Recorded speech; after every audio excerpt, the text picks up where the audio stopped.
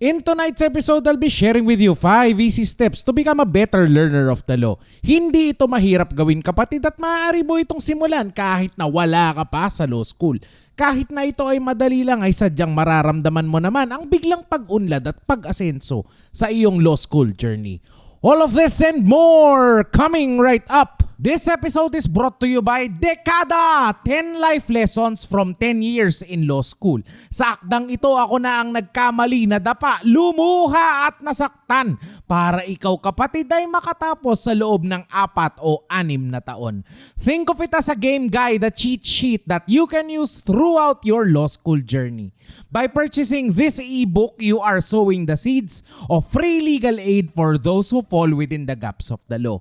With your help, we can bring the law to the people and more people to the law. Grab your copy through the link in the description down below.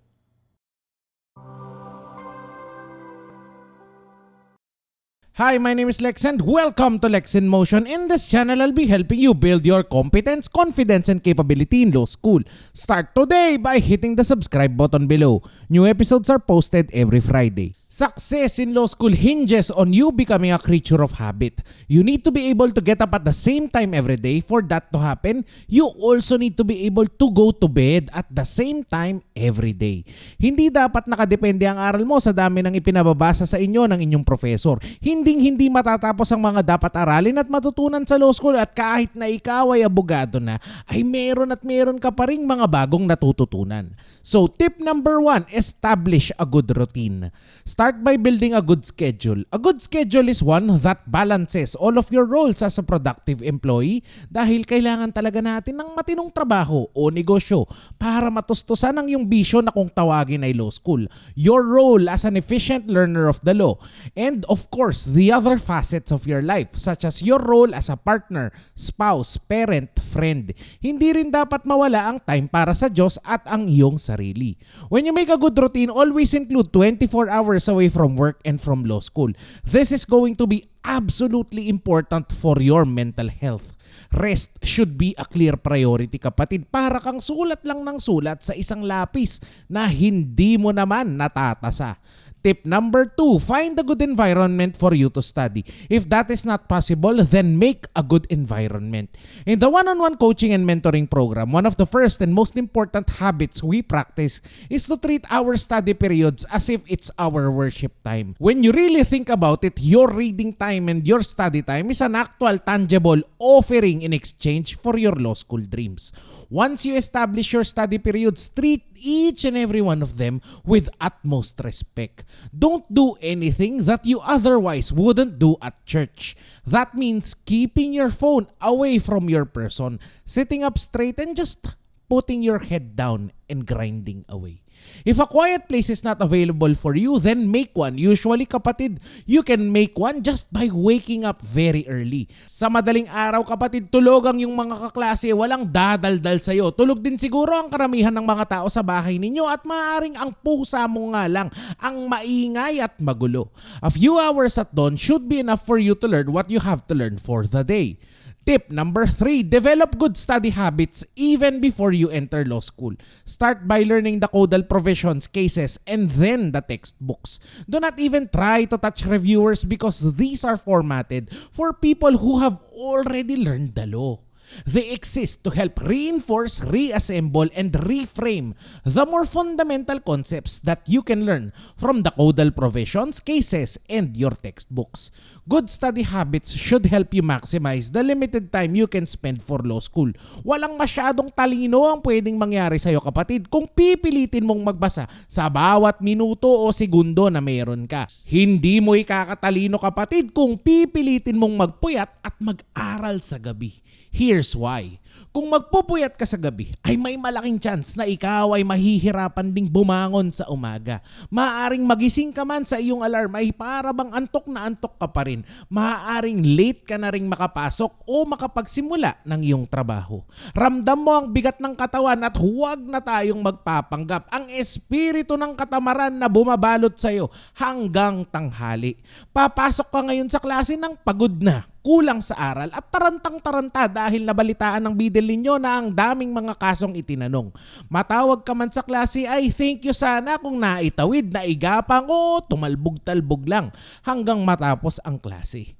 You will feel guilty with underperforming in class, and that will drive you to somehow deprive yourself of rest and recreation hanggang pipilitin mo ang sarili mong magbasa, matuto hanggang masubsob ka na lang din sa antok sa librong binabasa mo. Ang tanong ngayon kapatid ay kung ikinakatalino mo kaya ang ginagawa mong yan.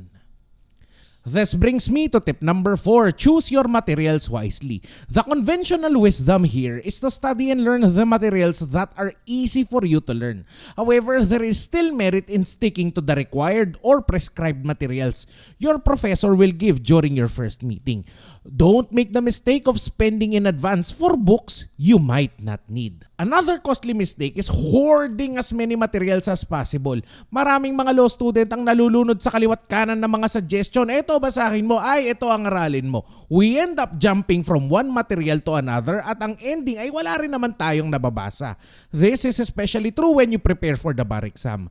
Maraming magsasabi na ito ang ikinapasa nila at sa dami din yan ay magigilty ka lang na wala ka rin naman talagang natapos.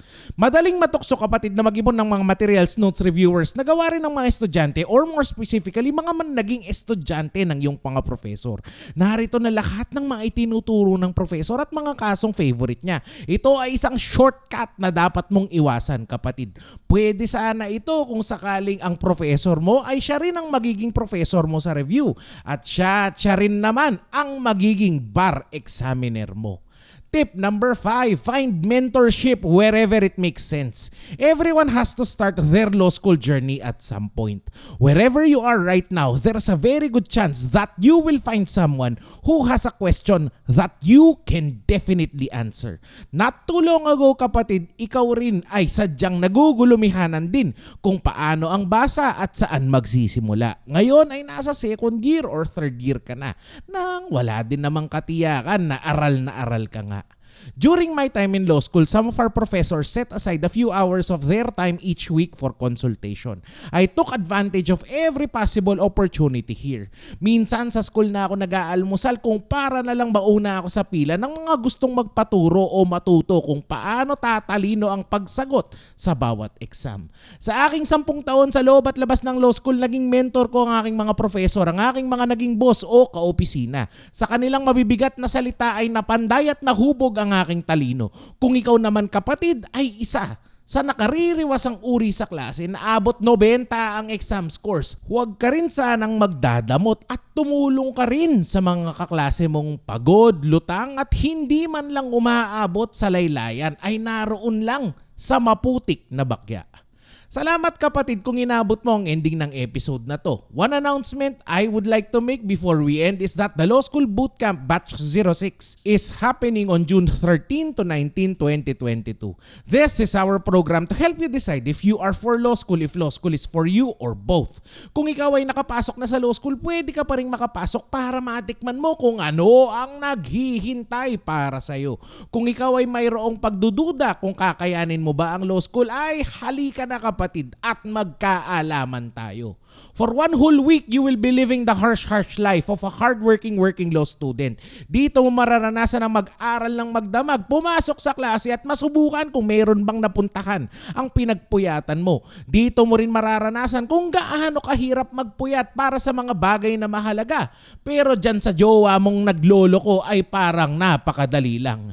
You will be tasked with researching cases, digesting some of them, answering quizzes, and preparing for recitation. From there, you will be given actionable pointers for improvement and all of the things you will need to work on ahead of the coming school year. Register today through the links in the description down below. If you would like to see more episodes on how to build your capability in law school, please let me know by typing yes in the comments down below. Thank you so much for watching. Like and share this video for good law school karma, and I will see you next Friday.